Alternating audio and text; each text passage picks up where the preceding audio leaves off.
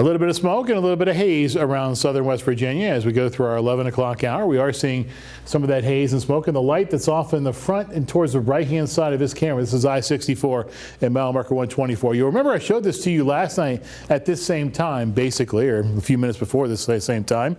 And you'll notice at that point it was starting to show some smoke, and tonight the smoke that it's showing is even thicker than it was last night. So if you do have those breathing difficulties, if you have issues with smoke, you certainly want to take it easy later on tonight, or just try to stay inside and try to stay inside of a filtered area, which does not necessarily have any kind of difficulties with the smoke possibilities for you.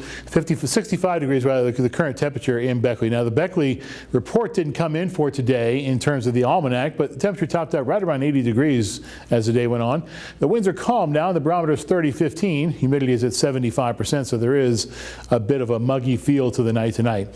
73 in Roanoke, 72 in Richmond, 77 in Raleigh, 80 in Charlotte, 72 in Knoxville, 77 in Louisville, 76 in Nashville. Temperatures generally in the lower to middle 70s all across the board throughout much of the eastern third of the country until you get down into the deep south, where of course it is a bit warmer.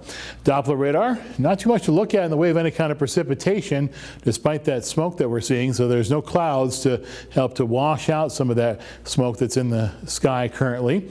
We won't see that until sometime later on this week with this next storm system, which comes at us from the northwest. You can see what's happening with it right now into portions of Wisconsin, Iowa, back into Illinois, and as far north as Minnesota. The futurecast, as we go through our Friday afternoon, Friday evening, it's going to show us the chance for some showers coming back to our forecast. And you notice that there are some heavier showers at times indicated off to our south with the darker green colors on your screen. And so as we go through our Saturday, that's what we're going to be calling for. It's not all over the area, not all day long types of showers and storms, but it is a possibility certainly as we go through our Saturday and into our Sunday, and beyond that into the early portion of the next traditional work week. So as we look at what's happening now as we go through the next day or so in terms of the smoke forecast, now what you'll see happening is you'll see this little black spot come up towards the bottom, towards the south, or from the south. That's because at this point we'll have begun to see some of that rain wash the smoke out of the sky, so the smoke will be less, but for now it is going to be a bit of an issue for us over the next day or two.